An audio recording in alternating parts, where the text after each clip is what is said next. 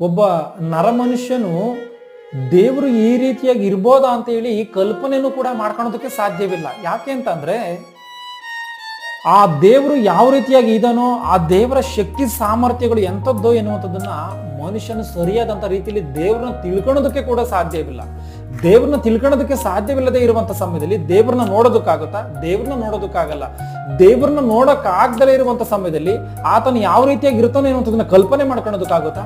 ಆಗಲ್ಲ. ಅಂದ್ರೆ ಮನುಷ್ಯನು ಎಷ್ಟು ಮಟ್ಟಿಗೆ ಆತನು ಶಕ್ತಿಹೀನನು ಬಲಹೀನನು ಅಂತ ಹೇಳಿ ನೋಡುವಾಗ ಆ ಮಹಾನ್ ಶಕ್ತನಾಗಿರುವಂತ ತಂದೆಯಾದಂಥ ದೇವರನ್ನ ಈ ರೀತಿಯಾಗಿ ಇರ್ಬೋದೇನೋ ಎನ್ನುವಂತ ರೀತಿಯಲ್ಲಿ ಕಲ್ಪನೆ ಮಾಡ್ಕೊಳ್ಳೋದಕ್ಕೂ ಕೂಡ ಸಾಧ್ಯವಿಲ್ಲ. ಆ ಒಂದು ದೇವರಿಂದಲೇ ಯೇಸು ಕ್ರಿಸ್ತನು ಬಂದಿದ್ದಾನೆ. ಆ ಯೇಸು ಕ್ರಿಸ್ತನು ಮಾತ್ರವೇ ದೇವರನ್ನ ನೋಡಿದ್ದಾನೆ. ಆತನೇ ಈ ಪ್ರಪಂಚಕ್ಕೆ ಆ ಸೃಷ್ಟಿಕರ್ತನ ಬಗ್ಗೆ ಪರಿಚಯ ಮಾಡಿದ್ದಾನೆ ಬಿಟ್ರೆ ಯಾರು ಕೂಡ ದೇವರನ್ನ ನೋಡಿಲ್ಲ, ನೋಡೋದಕ್ಕೆ ಸಾಧ್ಯವಿಲ್ಲ.